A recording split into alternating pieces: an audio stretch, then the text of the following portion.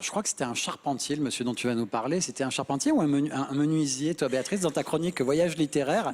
On va parler de... C'était quoi? C'était un menuisier ou un charpentier? Alors, quand tu m'as dit, Philippe, que nous allions être entourés de personnes qui sont dans les métiers du bois, j'ai tout de suite pensé à l'atelier de mon grand-père, parce que mon grand-père était ébéniste. Et je me souviens très bien de cette odeur. Je ne sais pas si pour vous, mais l'odeur d'un atelier où on travaille le bois, c'est très particulier. C'est très... voilà, on s'en rappelle. Et donc, j'ai pensé tout de suite, mon grand-père ressemblait énormément à Geppetto.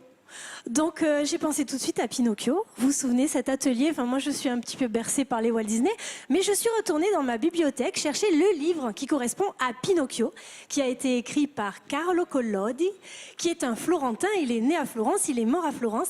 Il a choisi ce nom Collodi, qui est le nom d'un petit village aux alentours de Florence. Alors j'ai apporté quand même le petit...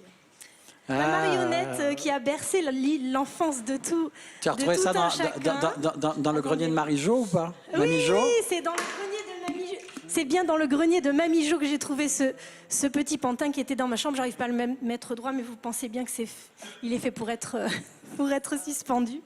Et donc je suis allée retrouver le texte original de Pinocchio. Et alors, est-ce que vous savez ce que signifie le mot Pinocchio? Alors, en provençal, on dit pinola, et en italien, c'est pinolo. Ça vous dit toujours rien. Ça veut dire petit pignon. Ça veut dire petit pignon. Alors Collodi était au 19e siècle, il était journaliste et il aimait beaucoup la commedia dell'arte. Donc quand même ce personnage s'appelait au départ Arlequin, puis il s'est appelé Polichinelle et puis il a pris d'autres noms et finalement ça s'est fixé en Pinocchio. Collodi a écrit cette histoire, il avait presque 50 ans. Et à contre-cœur, c'est une commande pour rembourser des dettes de jeu. Il était journaliste, il écrivait des pièces de théâtre, mais il n'avait pas du tout envie d'écrire de la littérature enfantine. Il s'y est mis, puis ça a marché, donc il a poursuivi, et le voilà parti dans des aventures. Alors quand on connaît Walt Disney, on est très attendri par Pinocchio qui veut se racheter des bêtises qu'il fait. En fait, Collodi détestait les enfants. Et ce qu'il a voulu faire dans son livre, c'est montrer à quel point un enfant peut être ingrat, insolent et même stupide. Il lui fait pousser des oreilles d'âne. Moi, je ne suis pas tout à fait d'accord avec cette image de l'âne, mais bon, c'est ce qu'a fait Collodi. Donc, si on retourne dans ce livre-là, on s'aperçoit que finalement, ce n'est pas tout à fait ce qu'on imaginait. Et voilà, donc je vous invite, si vous voulez en savoir plus sur ce livre de Collodi, à venir écouter un voyage littéraire, c'est-à-dire c'est une émission audio de 20 minutes dans laquelle je parle de l'univers de cet auteur. C'est vrai que tu as un site web où justement, c'est le blog ou au site qu'on peut dire? Alors pour l'instant, tout est disponible sur Facebook.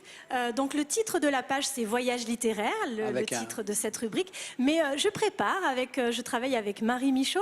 On prépare un site internet sur lequel seront tous les voyages littéraires. Donc tous les livres que j'aborde dans cette émission, on les retrouve en émission de 20 minutes. Et ce site s'appellera Tout avec presque rien. Tout avec presque rien. Et tout avec presque rien, si je remonte dans le souvenir, on parlait tout à l'heure de Plan d'Obs justement, et on parlait de la chapelle de Marie-Madeleine, voilà, de la grotte, pardon, et juste au-dessus, il y a le Saint-Pilon, justement, la chapelle du Saint-Pilon, qui est sur la commune de Ribou, puisque finalement, et tu disais que finalement, cette chapelle du Saint-Pilon, à 1 mètre près, elle était sur la... Effectivement, elle était en bord de falaise, et à 1 mètre près, elle aurait pu être sur la commune de Plan-d'Obs, mais bon, elle est sur la commune de Ribou.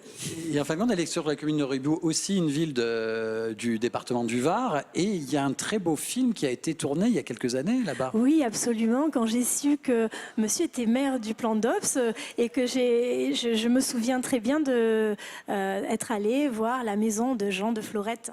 Donc là aussi, on rejoint la littérature, Marcel Pagnol, et donc ce film qui est sorti en 1986 de Claude Berry avec Gérard Depardieu, et c'est resté tel quel. Daniel Auteuil, Yves Montand. Exactement, n'oublions pas Yves Montand. Du Papé. Et ce Jean de Florette, oui, voilà, tout à fait, qui a été tourné là-bas, quoi.